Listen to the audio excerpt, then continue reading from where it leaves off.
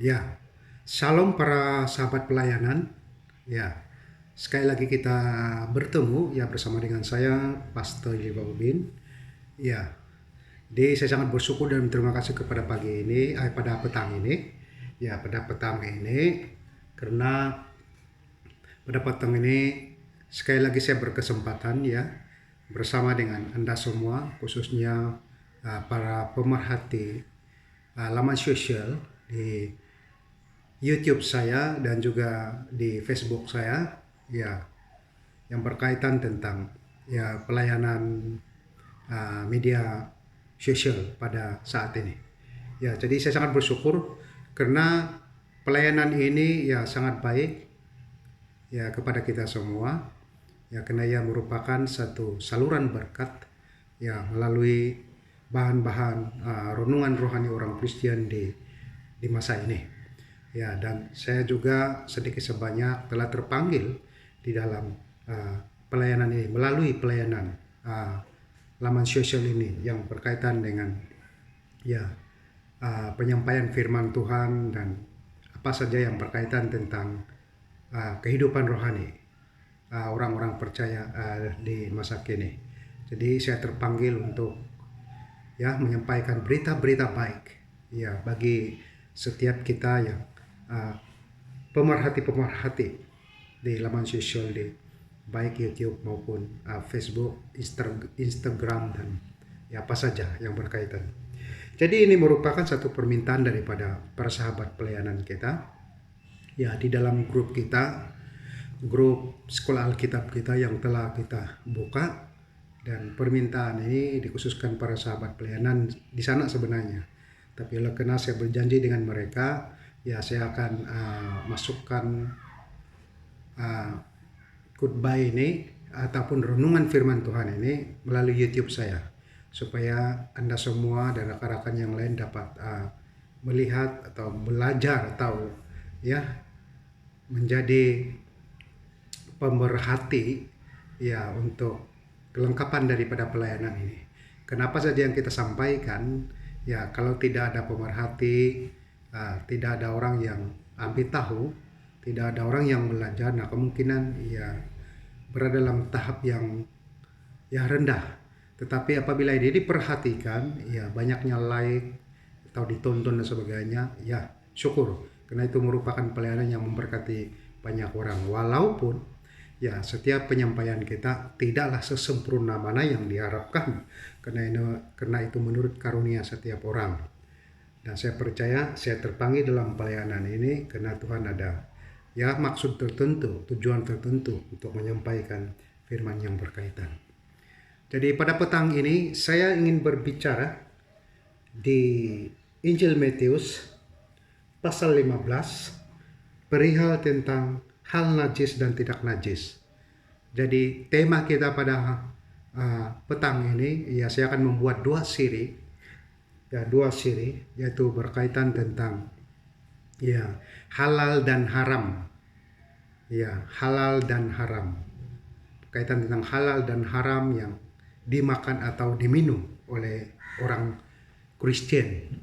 Jadi saya akan bahaskan perkara itu ya sebaik mungkin sesuai karunia yang ada supaya sedikit sebanyak dapat memberi pencerahan kepada pemerhati kita ya para sahabat pelayanan yang ada di luar sana.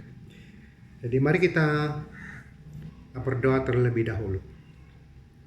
Tuhan Bapa Surgawi, pada petang hari ini saya bersyukur Tuhan karena sekali lagi hamba-Mu ini telah Engkau percayakan untuk menyampaikan sabda-Mu kepada rekan-rekan sahabat Handa yang berada di luar sana.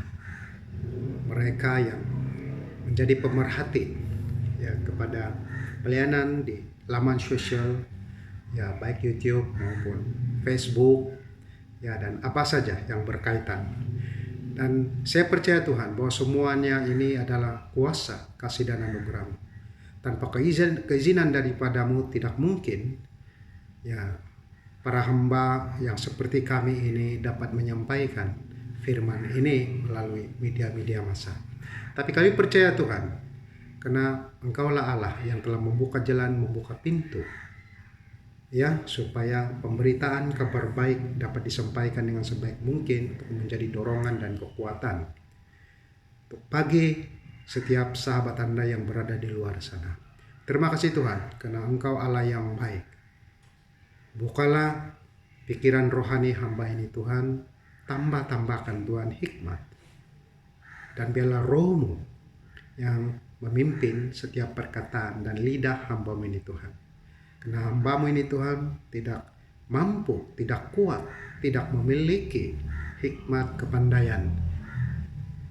Tapi hamba-Mu ini percaya bahwa Engkaulah Allah yang dapat memimpin, dapat mengajar dan mendidik hamba-Mu ini, supaya menjadi berkat lewat daripada penyampaian firman Tuhan, sabda-Mu ini, supaya menjadi berkat bagi banyak orang di luar sana. Terima kasih Tuhan, terpuji termulia Engkau, dalam nama Tuhan Yesus, amin. Ya, haleluya. Jadi mari kita lihat di Matius pasal 15 ayat 10, 11 sampai ayat yang ke-14. Lalu Yesus memanggil orang banyak dan berkata kepada mereka, "Dengar dan camkanlah, bukan yang masuk ke dalam mulut yang menajiskan orang, melainkan yang keluar dari mulut itulah yang menajiskan orang." Maka datanglah murid-muridnya dan bertanya kepadanya, "Engkau tahu bahwa perkataanmu itu ialah menjadi batu sandungan bagi orang Farisi?" Jawab Yesus, "Setiap tanaman yang tidak ditanam oleh Bapakku yang di surga akan dicabut dengan akar-akarnya. Biarkanlah mereka orang buta yang menuntun orang buta. Jika orang buta menuntun orang buta, pasti keduanya jatuh ke dalam lubang." Nah, saudara yang saya kasih di dalam Tuhan, pada petang ini, ya, saya bersyukur dan terima kasih sekali lagi Tuhan memberi kesempatan kepada saya untuk menyampaikan sabda Tuhan Yesus ini. Nah, ini merupakan ya satu rujukan yang digunakan oleh setiap orang Kristen yang berkaitan tentang halal dan haram, yang diminum maupun yang dimakan. Ya, tak kira apa saja yang sejenis dengannya, semuanya harus dicari rujukan di dalam Alkitab, karena Alkitab ada jawabannya tentang perkara-perkara yang berkaitan. Dan sebab itu sangat pentingnya perkara-perkara ini, karena ia merupakan ya satu didikan kepada kehidupan orang Kristen, supaya kita dapat melihat apa yang dikehendaki oleh Tuhan sebenarnya sesuai konteks Alkitab dan sesuai apa yang dikatakan oleh Tuhan itu sendiri. Nah, di masa ini merupakan satu persoalan besar kepada murid-murid Tuhan Yesus. Ya, karena mereka juga ya selalu berhati-hati kepada guru-guru Taurat. Sebab guru-guru Taurat ini merupakan alim ulama. Ya, mereka adalah guru-guru agama yang ternama dan ya dipandang tinggi sebagai orang yang alim ataupun orang yang suci atau orang yang kudus secara rohani di zaman Tuhan Yesus. Nah, sebab itulah ia sangat dihormati dan ditakuti oleh orang. Nah, sebab itulah tidak ada orang pun di zaman itu, ya khususnya orang-orang Yahudi, ya yang berketurunan Israel atau apa saja bangsa yang tinggal di utara Yerusalem di zaman itu. Ya, karena di zaman itu masih berada di dalam ya pemerintahan Romawi. Jadi mereka ini masih dikuasai oleh pemerintahan Romawi di zaman itu. Nah, dan sebab itulah apa yang berlaku di masa ini, Yesus adalah orang-orang yang faham tentang isi firman Tuhan. Dan saya percaya juga di zaman itu sebenarnya bukan Yesus saja ya yang membaca gulungan-gulungan kitab Taurat itu sendiri, tapi mungkin para muridnya juga faham tentang perkara-perkara itu. Ya, dan sebab itulah apabila mereka memahami tentang perkara-perkara itu, yaitu mereka patut berhati-hati, perlu berhati-hati. Bahkan Yesus sendiri ditegur oleh para muridnya, sebab menurut pandangan mereka itu sesuai dengan konteks Taurat itu sendiri. Karena para alim ulama guru-guru Taurat di zaman itu mereka menjalankan perintah-perintah ini. Ya, yang berkaitan dengan halal dan haram, yang berkaitan tentang najis. Ya, makan dan minum di zaman itu. Nah, kalau kita lihat di ayat 10 ini, lalu Yesus memanggil orang banyak dan berkata kepada mereka. Nah, Yesus memanggil orang banyak dan berkata kepada mereka, Yesus memberitahu perkara apa yang Yesus tahu daripada Bapanya. Dan saya percaya di masa itu, Yesus sebenarnya akan adalah jawaban bagi setiap persoalan-persoalan yang terkandung dalam kitab Taurat itu.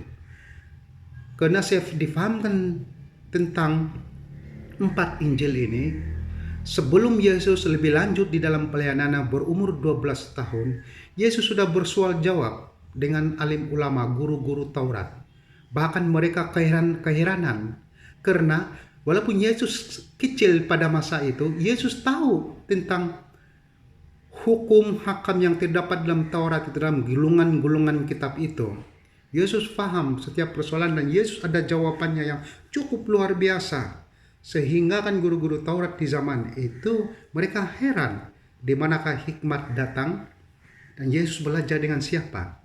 Nah, ini membuktikan sebenarnya kan, ya walaupun kita lihat dari seluruh kehidupan Yesus, Yesus sendiri membuka gulungan-gulungan kitab ini dan membacakan di depan orang ramai. Dan bukan berarti Yesus tidak paham sebenarnya. Dan saya percaya kalau Yesus tidak baca sekalipun, Yesus paham ya gulung-gulungan. Ya, sebab sedia maklum yang kita tahu, Yesus itu adalah Tuhan yang memakai tubuh manusia. Dan dia juga memiliki pemikiran yang supernatural. Sebelum orang mengatakan sesuatu, Yesus sudah paham apa yang orang katakan itu. Jadi ini memang tak dapat disangkal kemahakuasaan Yesus sebagai Tuhan dan manusia di masa itu. Dan sebab itulah kenapa Yesus berani melawan tentang perkara ini. Sehingga akan dia mengumpulkan orang-orang di masa itu dan dia memberitahu, dengar dan camkanlah. Bukan yang masuk di dalam mulut yang menajiskan orang, melainkan yang keluar dari mulut itulah yang menajiskan orang, kata Yesus. Nah, kenapa Yesus bercakap seperti itu? Ya, sebab Yesus melihat kehidupan guru-guru Taurat dan orang-orang Farisi di zaman itu yang berpegang kepada hukum hakam Taurat itu, mereka memang mengamalkan seluruh perintah agama itu. Tapi pada masa yang sama, mereka ada dosa-dosa lain yang membuatkan mereka najis di hadapan Tuhan. Ya, sebagai salah satu contoh yang terdapat di dalam Alkitab, mereka merobot ya rumah-rumah janda miskin, memeras ugut, ya. Dan ini dilakukan oleh orang-orang suci, orang-orang agama. Dan sehingga ke hari ini banyaknya orang seperti ini. Ya, mereka ini kelihatannya orang besar, ada nama dan bekerja dengan kerajaan dan sebagainya. Dan saya percaya di zaman Yesus pun seperti itu. Guru-guru Taurat ini bekerja dengan orang Romawi. Dan saya percaya mereka ini dibayar oleh kerajaan di masa itu. Ya, dan saya percaya mereka ini dibayar. Nah, itulah sebab mereka ini salah satu daripada orang kerajaan. Ya, dan sebab itulah mereka tidak takut. Ya, dengan agama-agama baru yang muncul. Ya, dengan pengajaran-pengajaran apatah lagi. Mereka tidak akan takut dengan Yesus. Ya, sebab mereka ada kekuasaan. Nah, Yesus satu-satunya pribadi ya di masa itu yang boleh melawan, ya yang boleh melawan, yang berani. Dan ini ya sangat mengherankan orang. Dan mungkin sehingga ke hari ini ya mungkin banyak orang berpikiran, oh kenapa Yesus ini adalah orang biasa dan berani melawan ini guru-guru Taurat ataupun kerajaan di zaman itu ya, yang berkaitan tentang hukum hakam yang bersifat agama, ya aturan-aturan ya sebagai contoh. Nah, sebab itulah Yesus di sini memperbaiki sesuatu ya amalan, sesuatu aturan agama yang dilakukan oleh guru-guru Taurat di situ. Ya. Jadi memang kelihatannya mereka semua ini adalah mengamalkan hukum seperti itu yang berkaitan dengan haram dan halal. So, kalau kita melihat di kitab Imamat, nah di situ terdapat ya banyaknya pantang larang, ya banyaknya haram berbanding yang halal. Ya, Sebab yang tidak boleh dimakan itu, ya sebenarnya kan bukan babi saja yang tak boleh dimakan, unta pun tak boleh dimakan. Sebab ada disebut di situ bahwa kaki binatang yang berbelah dua. Nah, kaki binatang yang berbelah dua itu sebenarnya banyak jenis binatang begini. Ya, bukan babi saja sebenarnya. Ya, kambing pun berbelah dua juga pun tak boleh dimakan sebenarnya. Nah, kalau menurut imamat. Nah, itulah yang diikuti oleh alim ulama guru-guru Taurat. Dan mereka melihat orang-orang yang makan babi di zaman itu merupakan, ya, mereka ini dianggap najis, kotor dan sebagainya. Nah, sebab itulah Yesus yang mengajar para murid dan orang-orang di masa itu bahwa tidak ada gunanya mereka mengikuti aturan-aturan atau hukum dan perintah seperti itu. Perintah seperti itu kalau mereka tidak bertobat dan jauh daripada Tuhan. Dan sebab itulah apa yang Yesus katakan di sini, ya, dengar dan camkanlah, bukan yang masuk di dalam mulut yang menajiskan orang, melainkan yang keluar dari mulut, itulah yang menajiskan orang. Yang bukan masuk, dia cakap, tapi yang keluar. Apa yang dimaksudkan Yesus di sini nih? Ya, yang masuk itu memang jenis makanan. Apa saja jenis makanan? Ya, mungkin kecuali racun lah. Ya, sebab kita manusia, kita ada pemikiran. Kita tahu membedakan mana makanan yang menyehatkan, makanan yang memudaratkan dan sebagainya. Tapi saya tidak mau masuk ya lebih dalam tentang perkara itu, karena saya mau buat 2 siri tentang perkara ini. Jadi saya mau menguraikan yang sesuai dengan konteks, sesuai dengan apa yang kita bahaskan di sini dahulu. Barulah saya masuk lebih dalam lagi tentang haram dan halal, tentang makan dan minum yang berkaitan dalam sisi agama atau dalam sisi aturan-aturan rohani khususnya. Nah, sebab itulah Yesus memberitahu di sini, ya, yang masuk itu sebenarnya semua halal, yang keluar itu adalah haram. Yang Yesus maksudkan di sini, ya, boleh dikatakan Yesus merujuk bukan saja kepada guru-guru Taurat itu, ya, tetapi kepada orang banyak yang mengamalkan Taurat sebenarnya. Ya, sebab kalau saya mengatakan yang merujuk kepada Taurat itu tidak adil bagi guru-guru Taurat. Ya, seolah-olah mereka saja yang melakukan kesalahan itu. Tapi sebenarnya banyak orang yang melakukan kesalahan itu sebenarnya. Ya, tapi pada masa yang sama kita juga tidak boleh ya mempersalahkan Taurat itu, karena mereka telah yang melakukan satu kesalahan yang berkaitan tentang ucapan, perkataan dan sebagainya. Ya, sebab ini normal dalam kehidupan manusia. Setiap orang ada kelemahan seperti ini. Tapi perkara yang kita tekankan di sini adalah yang berkaitan tentang aturan agama. Ya, sebab itulah tiada gunanya mengikuti aturan-aturan agama ini. Ya, tetapi pada masa yang sama menghalalkan yang lain yang sepatutnya diharamkan. Ya, saya tak makan babi. Ya, saya tak makan babi. Tapi saya hisap rokok. Jadi bagaimana itu? Saya tak makan babi, tapi saya minum minuman keras. Bagaimana itu? Ya, saya tak makan babi, itu haram bagi agama saya. Ya, itu haram. Tapi saya berzina. Saya cakap kotor. Ya, saya memfitnah orang. Ya, dan sebagainya yang keluar daripada mulut yang jahat ini. Jadi tiada gunanya. Haram-haram itu tidak akan menyelamatkan kita. Nah, ini yang dimaksudkan oleh Tuhan Yesus. Ia merujuk kepada hukum moral. Ya, sebab haram dan halal ini sebenarnya kan, kalau kita mengatakan babi itu haram, ya, ini saya akan kupas nanti. Ada dalam Kisah Para Rasul. Kisah Para Rasul masa Petrus, ya, diperlihatkan oleh Tuhan tentang daging yang begitu banyak. Karena orang Yahudi tak boleh makan daging. Ya, dan saya percaya itu identik daripada aturan Taurat, sehingga akan menjadi budaya kepada orang Yahudi. Apa kata Petrus? Saya tidak mau makan ini daging-daging semua ini. Saya tak pernah menjamah menyentuhnya. So, haram bagi kami, dia cakap. Tapi apa kata Tuhan? Ya, kalau saya mengatakan ini halal, manusia tak boleh mengatakan ini haram, dia cakap. Itu berarti Tuhan menghalalkan semua daging. Tidak ada satu pun yang haram. Dan kita harus paham, itu merupakan penglihatan secara real Rasul Petrus bersama dengan malaikat Tuhan. Dan itu malaikat sendiri yang berbicara. ada dalam Kisah Para Rasul, dan saya akan bahaskan di minggu yang akan datang lagi tentang perkara ini. Nah, sebab itulah di sini yang menajiskan orang itu apa kata Yesus? Ya, yang keluar daripada mulut itu. Nah, sebab itulah harus dijaga setiap perkataan ini. Ya, kena hukum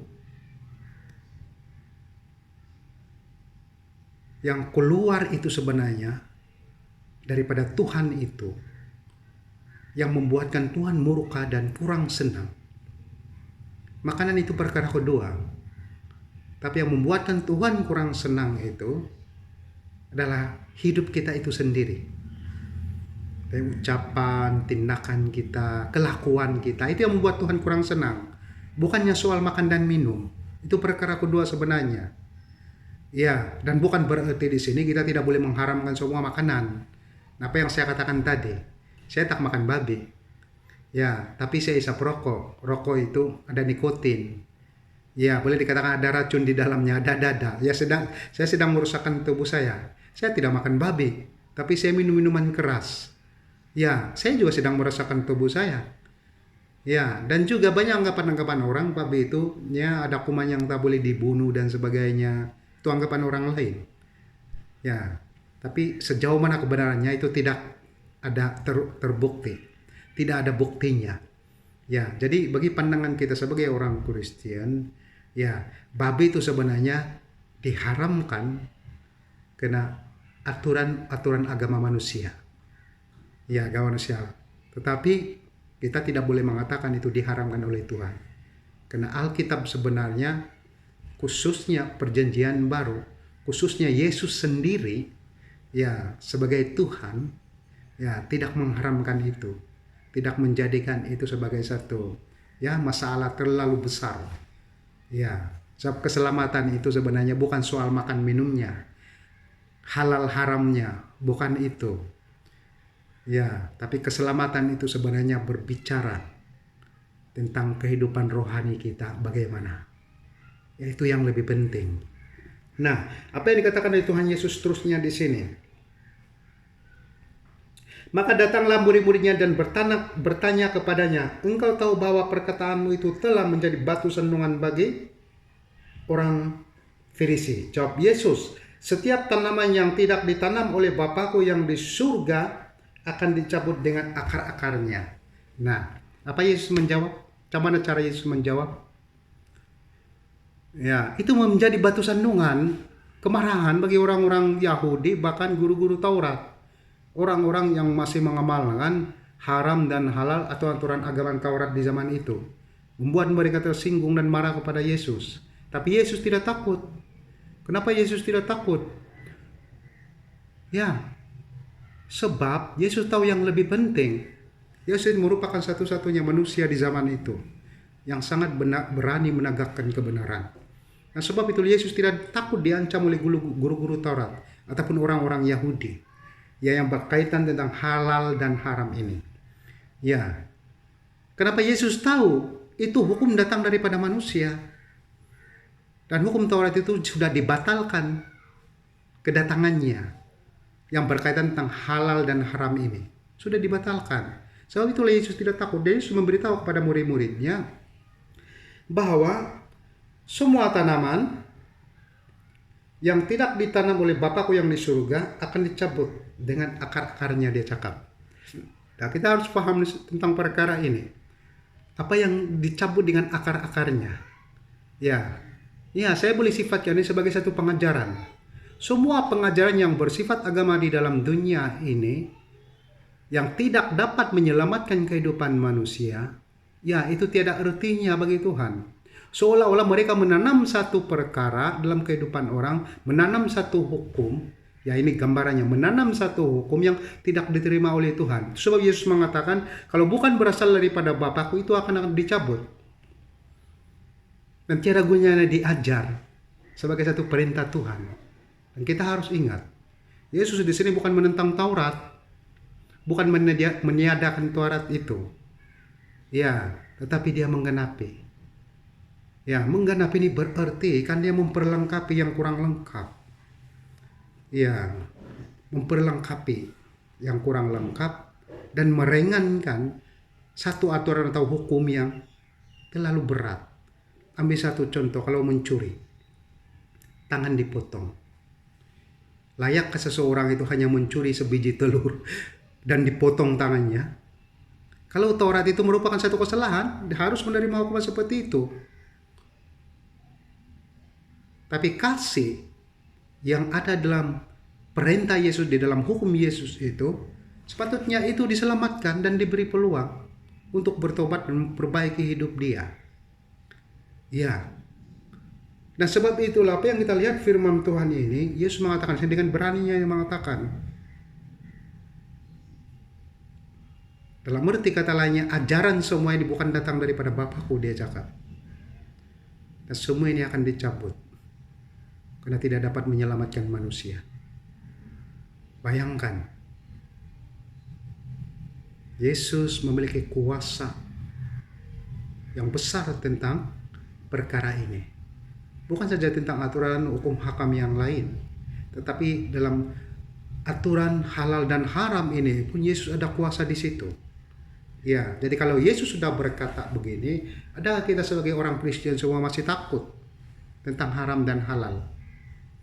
Ya. Nah, saya berani mengatakan di sini, boleh kita membaca Alkitab, Perjanjian Lama. Semua hukum hakam dan halal dan haram ada di dalam imamat. Tapi kita harus ingat, ya, yang bersifat agama, yang bersifat rohani, ya, sebagai salah satu contohnya, bukan semua itu penting dan harus dilakukan di zaman ini, khususnya dilakukan di zaman Yesus. Nah, sebab itulah Yesus menentang perkara itu. Mungkin yang bersifat moral, nah, itu masih dilakukan. Sekali lagi saya ulang di sini, yang bersifat moral seperti mencuri, ya, merebut hak orang, memfitnah, dan apa saja. Ini yang bersifat moral. Ambil satu contoh, saya tak makan babi, tapi saya mencuri, saya menerima rasuah dan sebagainya. Jadi apakah guna halal dan haram itu kalau saya ada dosa yang lebih besar yang saya tidak sadari? Nah, jadi kita kena paham di sini. Apa dikatakan oleh Yesus di sini? Dicabut semua ajaran itu, karena bukan berasal daripada Bapakku.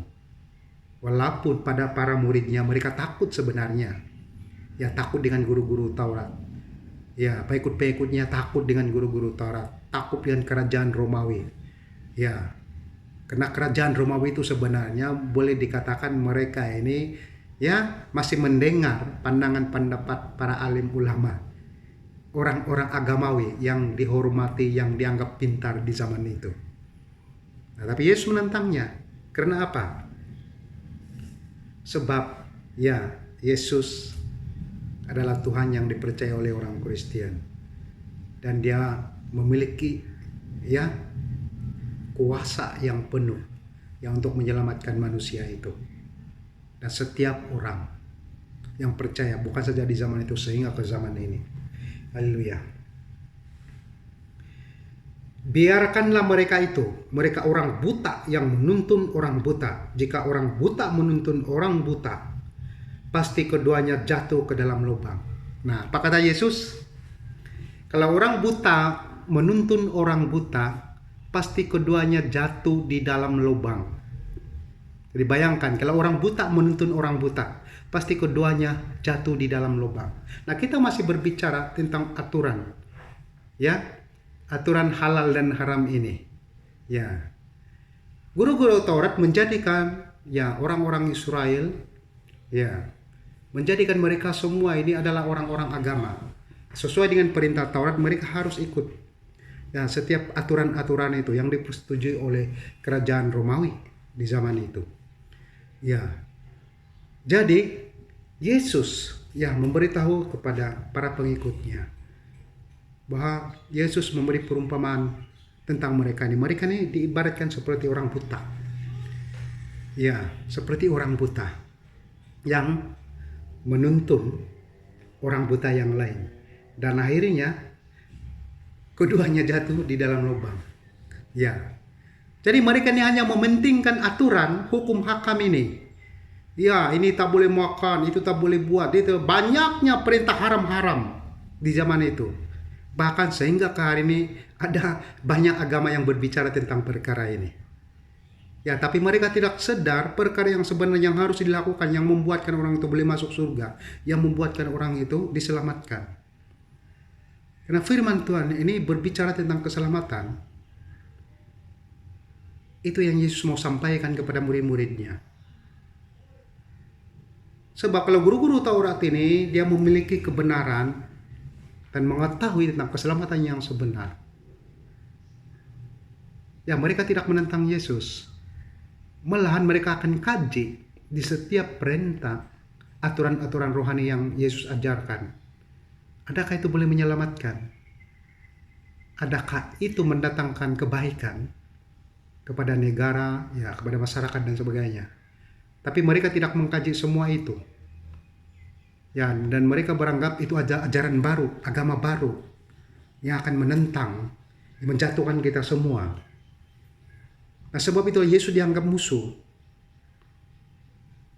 Tapi mereka tidak sadari bahwa apa yang Yesus katakan ini, ya, mereka berbicara tentang hak hukum, haram dan halal yang tidak akan menyelamatkan jiwa dan roh manusia. Mereka berbicara tentang perut, tentang makan minum semua. Ya, ini tak boleh, itu tak boleh dan sebagainya.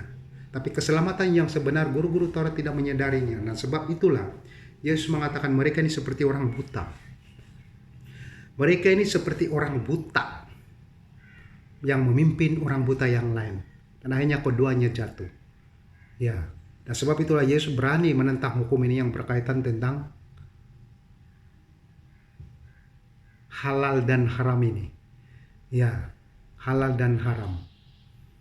Dan sebab itulah Yesus satu-satunya pribadi di zaman dia, ya, yang tidak takut tentang aturan-aturan agama yang bersifat Taurat di zaman itu yang dijalankan oleh guru-guru Taurat. Ya, orang-orang suci, kudus secara rohani. Anggapan orang di zaman itu tentang mereka semua ini. Ya, tentang alim ulama semua ini. Ya, dan sebab itulah kan orang takut dengan mereka ini. Ya, seolah-olah mereka ini ada kuasa yang besar. Ya, dan sebab itulah kan memang saya percaya, ya, setiap orang yang dijatuhkan hukuman kan, saya percaya semuanya berpandukan kepada aturan-aturan yang, ya, dibuat oleh guru-guru Taurat, orang-orang Farisi. Dan saya percaya mereka juga adalah penasihat orang kerajaan Romawi di zaman itu. Nah, sebab itulah mereka mereka ditakuti oleh masyarakat di masa itu. Nah, saya ingin simpulkan di sini sebelum saya mengakhiri, ya, renungan firman Tuhan kita pada petang ini kepada siri yang satu ini, siri 1, dan siri 2 ini kita sambung di minggu yang akan datang. Ya, dan diharapkan sedikit sebanyak ini dapat memberi pencerahan, ya, kepada para pendengar kita, pemerhati kita lah, ya, yang berkaitan tentang firman ini, supaya sedikit sebanyak boleh membantu, ya, apakah makna yang tersirat di setiap, ya, ayat firman Tuhan ini. Jadi dengan itu, ya, kita akan berjumpa lagi di siri yang kedua di masa yang akan datang. Ya, shalom dan salam jumpa lagi.